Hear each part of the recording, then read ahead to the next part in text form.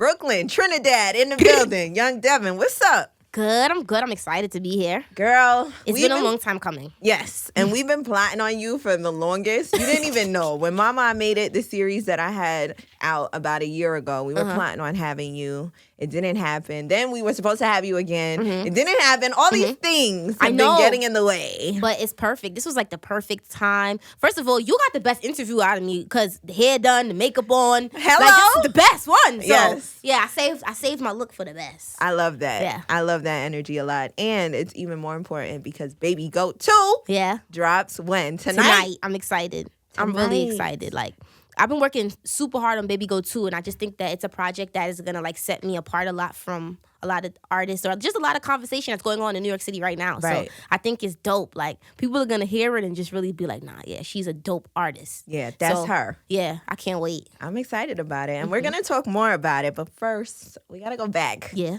the beginning because I want to know everything. Okay. Especially knowing that you started off with Soca. Yeah. That is where your musical journey began. So go ahead, tell me about it, girl. Yeah, well, I mean, Hot 97, they already know about Soca and the Caribbean vibe. So, but yeah. All of us, all of New York, New Jersey, Connecticut, because that's where the Caribbean it's regular comes first. Things, yeah. Yeah. But yeah, my family's from Trinidad, so I was exposed to Soca music in all types of genres very early on. But like doing music was never like a conscious decision for me. It was just more so like it happened organically. Like I performed at my school talent show, then I ended up singing on the radio station, then I started getting booked for shows. So it was just organic. Like I would just be, going to these places with my mom.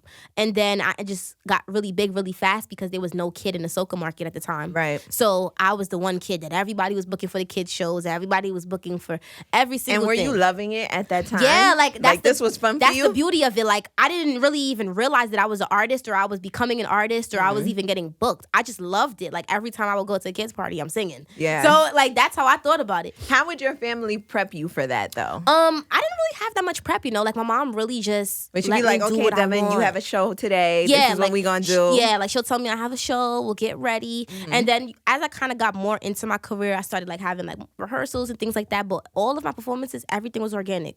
Everything was organic. Oh my gosh. Okay. So from soca to hip hop, when did you start lane switching and, testing other sounds out? I think it's just really, cause I reached like what I just felt like my peak in soca in a sense of like, okay, everybody knows me. I done toured with the biggest soca artists. Yeah, go ahead, name drop them. Yeah, Miabelle, Patrice, Lyrical, Bungie. Literally any soca artist you hear, I know. Right. And they've seen me grow up. Right. So like we've all toured together. I just felt like I've seen it all, I've done it all, and I didn't like how repetitive it was getting. Okay. Because the one thing that I had noticed, it was just becoming like a very like seasonal thing. And I wanted soca music to be a little bit more than that. Or like I would be going on tour, right? I'll be in Trinidad, 30,000 people going crazy. Yeah. And I come to New York and then I'm taking a bus and a train like regular. Right. Like, cause it was such like a underground genre still. Yeah. So I always used to say when I was younger that I would go into a more mainstream genre and, get big and then, open the doors and just show the world my culture. But I just never knew that rapping would be what like I fell in love with. Like rapping was the last thing on my mind. Yeah, because you could sing too. Yeah. Yeah, like rap. I thought I was gonna be like an R&B singer or like a pop singer. Something really? Like, yeah, I have a pop song. I done did it all. Listen, I'm an artist for real. I was like 11 years old and I have a pop song. So what would you say? Wait, first I want to go back to the duality of being, in the Caribbean and being really hot out there and then coming back here and, back to regular life, the way us New Yorkers be surviving. Yeah. And it's like in the Caribbean scene, people knew who I was. Like the Caribbean party and the Caribbean crowds, like, of course they know who I am. But yeah, like the general, public, like you don't get the same fame you might get if you was a rapper, if you was a soca artist. So yeah, I was just noticing that. And I'm like, nah, I got to do something about this. Yeah. So at that point, you made a conscious decision to pop in New York. And that's just exactly on this side of the, spectrum. Yeah, that's important. Now, we were talking about, okay, so Caribbean, hip hop, all these different genres. You didn't think that rap was going to be the one for you? No, not at all. Like, I used to laugh at the fact that, like, I used to try to rap, but on some jokey stuff. Like, it would never even be anything serious. Like, I wouldn't even have more than, like, 4 lines out because I never even used to be able to freestyle like that. Right. And then one day I was watching a Nicki Minaj documentary, and she was, like, crying because she couldn't go to the studio because the label had her like booked out, super busy. Yeah, and then like a couple days before that, I was crying to my mom because I wanted to go to the studio, but we couldn't afford studio time. And then it's like, that is what made me click to her, because it was just like, wow, like we're on two different spectrums, but it's the same love, the same passion. So like that just showed me like no matter how big you are, it's really truly still about the music. Right. And that kind of made me respect her more, because I'm looking at it. She practicing for the VMAs, she going here and there, and all she want to do is just be in the studio. So I started going back and I listened to her album, The Pink Print, and that was like the first time where my ears really registered a punchline. Okay. And that set it off for me. I was like, I don't know what this is. I don't know how she did this. Like, I didn't know anything about how to create a punchline, but I just knew that it sounded like the smartest thing ever. And I love sounding smart. Yeah. So I was like, I need to try to do this. Right. And so I started rapping from there. Like, I just started like writing, trying it. And then I started getting like better. And who did you test your rhymes on? Like nobody. Nobody? Yo, it was like 6 months straight. I was rapping, full-fledged rapper. And mind you, at the time, I had saved up my money to buy a laptop, and my mother bought me a microphone. So I would be in like my little closet recording music all day. Okay. And nobody knows that I'm rapping. And then so like one day I just posted on Instagram. Like I just did a Freestyle Friday, and I posted it on Instagram.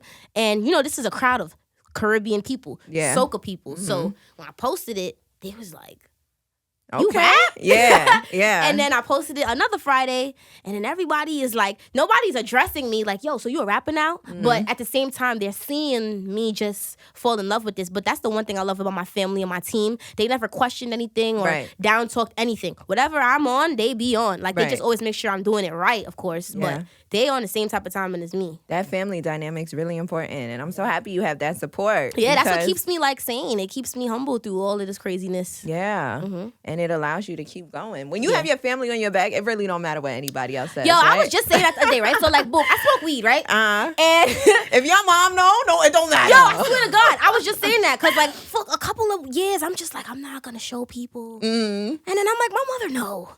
I don't gotta hide none of this. I put it in a song. It's dropping on the EPs, and I'm excited. Yesterday, I had made a joke with my mom. I was like, finally, the world's about to know I smoke. Right. Oh, my gosh. I love that. Because, you know, once you have that confirmation from the people that you love. Yeah, like, that's all you need. Yeah, nothing else matters outside of that. Now, Borleon, who is in the building, full circle moment for him because he did shoot your video with Kenzo B. We're going to get into that later. But he told me that you don't curse when you rap. I don't. And I went back to him. And I was like, no, she does. I know because I've heard it. Yeah. He's like, no, she doesn't. Trust me. I went back. Well, I'm like, no, I remember. And I went back and you do not. I don't. Not one single curse word. I even thought I heard. People say that all the time. Like, did you curse right here? Nah. Like, I don't curse in my music. You have to remember, like, not at all. There's not one song you could find of not me. even a freestyle. I went back to every single one. There's not nothing of me cursing in any music, like, ever in life. How did you make a conscious decision not to do that, or was your mother like? Nah, like I said, my mom be really with everything, but at the same time, like, it comes back to that family dynamic. Right. I always just, when I was younger, of course, well, to first set it off, I write all my music from 8 till now. Right. So there's not one song you hear from me that hasn't been written from me. So it's like, imagine an 8-year-old, 9-year-old. I'm not cursing in my music. Right. 10, 11, 12. I'm not cursing in my music. So I was able to develop that habit. And remember, it's soca music, where it's more like adult content, adult-based content. So it's like me being an 8, 9-year-old, I always had to find that frequency of still remaining a child, but attracting the adult crowd. Right. So that helped me when it came to writing and rapping, because it's like the same thing. Like, I don't have to curse to still, like, I'm saying stuff, and people really think, like, I'm going crazy, but that's the fun part of it. Like, when I was younger, my grandmother used to make me read the dictionary all the time, so, like, I have a very extensive vocabulary. Like, I don't feel like I need to. You know, maybe one day somebody might piss me off and I might. I want you to keep it that way. Yeah, like, I think I love the fact apart. that it makes me different. Like, it just, because I was just explaining this to my driver, like, you could reach the masses like that. Kids, elderly people, and it's not like my music is corny. Like, I'm not cursing and it's corny. Like, it's still the regular music you hear from every other rapper. I'm not using profanity. Right. What cosigns have you gotten from, you know, rappers that you respect so far that you're like, okay, they see who I am? Yeah. Oh my God, like so many. Well, of course, Nicki. That's like one of my faves. Cardi posted me. That's like another huge moment. It be so many rappers. Like Waka Flocka done reached out to me before. Offset. Especially when you were doing the freestyles. Yeah. I know my first recognition of you was, I think you were about 15, 16. Freestyle went viral. And I just remember being like, damn, what did this girl go through? Because how is she talking like this? Yeah, like, and I think that's what people really love. And like, that's what they fell in love with, the fact that like, it's no gimmick. Like, I'm really telling my story. And whether you come from the same environment that I do or not, you feel it just because you know it's real. You know it's authentic. And you know, like, wow, this is her really telling her truth. So it's like, you got to respect it regardless. So I feel like that's kind of what attracted so many, like, rappers to me. Because they just see, like, it's not a gimmick. Like, they probably be looking at me like, damn, like, she probably a little hot-headed, little crazy girl. No. But like, you really work hard. Yeah. It's really like a work thing for you. Yes. And like, you really love your craft and that you're adding into it to make it better. And people could see it. Like, you could see it all over my face that like, this is something I genuinely enjoy. Like, I wouldn't do anything else. And I feel like the Caribbean in you too, it got you like that structure. Trust me, I know I'm Haitian. So you know, like the structure, it helps so much because it just be certain things I'll be sitting back and I'll be watching rappers do, and I just be like, yeah, I can't do that. Right.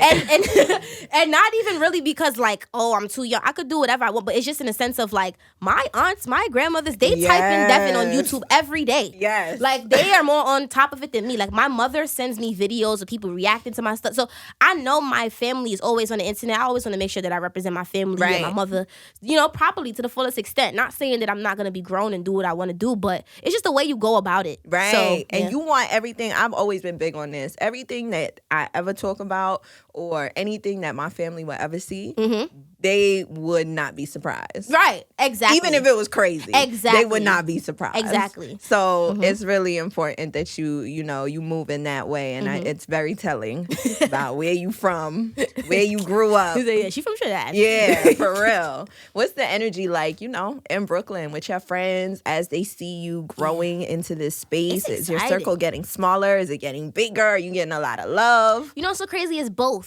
Like, my personal circle is getting smaller, but like my social circle, of course, is getting bigger. But I just try to find a balance between the two. Because, when you're young, you're 20, like, sometimes you might get caught up in it. Like, you hype. Everybody want to be around you. Everybody want to go out with you and this, that, and the third. But then you got to start prioritizing certain things. And you just go through certain things and start seeing who's really your friend. Or you just start going through certain things and just start seeing what is your importance in you being here right now. Like, I done had like the whole like 10 people, 15 people with me. We go out to eat, this, that, and third. But then it's just like, what did I gain from you? Then you start seeing little things. Yeah, like, I'm not gaining nothing from you being here. So like, when I'm moving around, I always keep like the people that's closest to me. Like, my DJ always with me. Like, I see me and my DJ, we're like brother and sister. I see my DJ every day for no reason. Nothing music related. So it's stuff like that keeps me like grounded, keeps me going. So my circle, my direct circle probably like 4 people, really. But no, my social circle is huge. Like, I don't even be answering my phone. Right. I know. It's probably so my mother much. told me I need to get a new number. That was the first time she ever said that in life.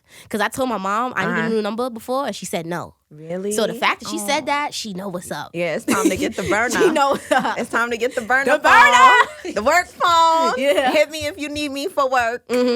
So, Baby Goat 2, talk to me about the process in recording. Baby Goat 1. How you think? I love. You do? 2021. And here you are again. Yeah. Not too long after. Yeah. Giving us heat. Like it's been forever. Actually, before we get into Baby Goat 2, signing with Def Jam. Yeah. How did this happen? That was huge. And really big moment. I love the Def Jam. Like, they're so excited. That's the craziest part about it. Because, sometimes you might go to a place and you got to, like, really prove yourself. Right. And really show them. But no, like, from the time they found out that Young Devyn was going to be a part of the roster, like, they're so excited. And I love everybody. Like, they all look out for me and they genuinely, like, believe in my music. But the way that happened was, so my VP, Latrice, she decided to make a boss move and go to Def Jam. So Latrice was like, Dev, like, you gotta come to Def Jam with me. Like, she took me out to Brooklyn Chop House, right? And then she sat me down, and mind you, I'm feeling real famous because she's explaining to me everything, but we're in the back of Brooklyn Chop House with the curtains. Like, I'm feeling like, wow, like, this what's about to happen. Yeah, so she's like, like, I made a move to Def Jam, like, you gotta come with me. I was like, I'm going everywhere you go. Like, wherever you go, I'm at. Because Latrice, that's really the big dog. Like I love Latrice. So yeah, that's how that move happened. And then ever since then, it's just been up. Like I was working on my project and we finally put it out, and then we here. A lot of people feel sometimes that, the labels are not as supportive with their new artists, right? And you're saying that you're getting the complete opposite. And I know you are, because you're getting escorted around, EP in the building. You know what I'm saying? Yeah. Chains on, I got a truck outside. I'm like, I'm doing something good. Yeah. So you're feeling the love from your Def Jam family, which is a really big deal. I am. Yeah. Really big deal. Baby Go 2. Baby Go 2. Out tonight. Hottest, I think it's the project of the year. I have to ask, though, are you going to have any of the sing-songy vibes on there, like Secret? Because that is my joint off Baby Go 1. I got Secret on steroids. Then I have this one record with Capella. Okay, I'm excited for that. Cruise Control. I think I sampled SWV in the beginning. Oh, are you singing on that? Yes, I am. The whole way. I'm singing on like 3 songs. So I'm excited. Like, it's fire. And then I have this other song called Real Love. That's when I tell the world I smoke weed. I'm excited. Okay. But wait, are you talking about your boo on that too? Yeah, I'm talking, actually, that song is about a breakup. Like, I'm talking about cheating. Like, I'm talking about everything. Was cheating on somebody or somebody cheated on you? Because now you got to tell me. Because why are you talking about that? So, like, when you young and when you rap, and when you have a little bit of followers, sometimes you might get caught up. Mm-hmm. But and telling other people's stories too. Exactly. So, like, you got any brothers, sisters? Yeah, I have a brother. So, like, if your brother cheated on his person, right? Maybe you talking about that. You're right. But no, I'm gonna be honest. This is my situation. So you feel me? It got ugly. It got ugly. Really? So I just went to the studio and I spoke about it in a song. And it was so crazy is. You're not telling me who the cheater was, though. No, I was a cheater. But the funniest thing is, when I went to the studio to make the song, the person pulled up.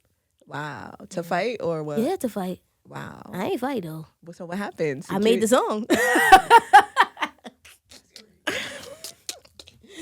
I'm a little toxic. I'm a Capricorn. So I'm a little toxic. But yeah, I just made the song. Music makes everything better. So how did the night end? We played the song. And you make up. Like, damn, Devyn got game. Devyn got game. I like that energy. Yeah. Okay, so Real Love, we got the joint with Capella. Uh-huh. We have Kenzo B on there. Of course, my girl. Rap Sheet, that's the one that Borleon shot. Yeah. Talk to me about that collab, because Cardi and Offset were really happy about it. Yeah. How did that come together? It's so crazy. So, boom, I was going through a phase where I had a lot of writer's block when I was creating Baby Go 2. So I didn't want to really, like, rush and put anything out that I wasn't too proud of. And so I was just trying to find ways, like, how can I just, like, stay relevant and put out music while I'm working on this project. So I had found, going back to the cheating. Okay, damn. So this time, I really wasn't cheating. So boom, the person came to me and they was like, yo, I found out you was doing X, Y, and Z. I said, oh, really? Because I didn't even know that I did that. So it was like, that happened like twice. Like 2 separate occasions. Okay. But the second time it happened, like, they just made a really big deal out of it. And I'm like, I'm not going to entertain this because I'm not going to entertain a lie. Right. So once again, I just went to the studio. So that's why in the song, I'm like, I don't even entertain a gossip, but the pillow talking, got to stop it. Hearing rumors about things that I did that I don't even know. Like, I must be unconscious. Like, I'm saying exactly, everything. Like, I don't know what you're talking about, but this never happened and y'all got to stop. So I was real mad, made the song, and then like a week later, Kenzo had texted me. She's like, yo, I got a studio session, pull up. Let's make something. So then I ended up having an event that day, so I couldn't go. So I sent her the song because I'm just like, maybe like she'll be fire on this record. Yeah. So I sent it to her. So amidst me sending it to her, I was talking to Cardi at the same time. Okay. And she was just like, because I was talking to her friend and then I was talking to her and I was just like, yo, I got this record that I sampled the View. I just want to know if like, it's valid. Like, is it okay? Yeah. Right when we were speaking, I don't know what Instagram did to her, but she deactivated her page. Wow. So I'm just like, damn, like the one time that I'm talking to Cardi B. Yeah. Y'all gonna get her tight. Right. So I'm like, all right, internet. And she was real tight that time. Yo, I remember. pissed. I'm like, all right, like y'all got it. Cause she deleted like everything. So I was mad. Then, like out of the blue, I think around the Met Gala time, she started coming back on Instagram. So she posted a picture on her story. And so I responded to it and I was like, fire. And then like I dipped on Instagram. Then I came back on Instagram like 20 minutes later. I seen Cardi B sent you a voice message. So I'm like, what? Cardi B sent me a voice message. Right. So I'm listening to it. Mind you, I'm hearing Baby Shark in the background. I'm like, this is really Cardi. Like, she's really with Wave right now. Right. Day after the Met Gala. And you talking to me right now. So it was so funny because I was even hesitant. I'm like, okay, she sent me a voice note. Are we cool? Like, do I send her a voice note back? Absolutely. Y'all are friends. Yeah. So I did. And then she sent another one. And then she was like, yo, I seen you put Kenzo on it. So I'm like, oh, so she's in tune. Because amidst of her going on the break, Kenzo posted a little trailer to her verse to Rap Sheet. Yeah. So Cardi was in tune with everything. And she's like, yo, y'all fire. Like, shoot that video. So I'm like, bet. So that was like the Monday. I called Bully on. I'm like, Bully, we got to shoot this video. We shot it the Thursday. We put the snippet out the Saturday. Cardi posted it like 5 minutes later. The Offset posted it like 2 minutes after. And then, we just dropped it that night. Like, I went on my YouTube and I just put it out. Yeah. Wow. That's a big deal. Yeah. And they really are in tune. Like, really be in the house. Really in tune. Listening. Yeah, like Cardi really just been showing me nothing but genuine love. Like, even after she posted it, right? I'm thinking, all right, like, she posted it, I'm thankful. Like, that's it. No, I go on my Twitter, then my Twitter's blowing up. I'm like, why my Twitter blowing up? She found me on Twitter and took the video from my Twitter, retweeted it. Then, like, 2 days later, another page posted it. She retweeted it again. I'm like, wow. So she's really just genuinely just supporting. Like, we don't have no ties to each other. I've never met her in person before. This is just her genuinely just being supportive. So I always appreciate Cardi. She's excited for the hip hop girls. Yeah, Cardi. As she should be. Right. Yeah, everyone is. We all are. Now, when it comes to dealing with disappointing moments, because I know you've had a lot of those situations happen. You were supposed to perform at Summer Jam. The festival stage got canceled that year. Who's next? You were supposed to perform. And what happened? It gets canceled. How do you deal with those situations in the moment? Well, I'm not gonna lie. The who's next, I was pissed. Because Summer Jam was like, okay, I kind of understood. Like, from the day before, they was already saying it's kind of not looking good. It's looking like it's going to rain. So I always knew it was a chance. But that's why I wanted to really prove myself for, like, the who's next show. And then it canceled, and I'm just like, Yo. Yeah. Like, yo, what's up? Yeah. I'm like, I don't know what this means, but all I know is Hot 97 better give me a stadium slot on Summer Jam next year. Right. Something. Like, I gotta do something because this is ridiculous. I've been patient, waiting, but it's okay. Yeah. Everything happens for a reason. Yeah. And that's how I look at every disappointment. Like, sometimes, and some of them, like, that the doors that close, I might not even feel a way about everything because I'm very big on, like divine power. Yes. So I pray a lot.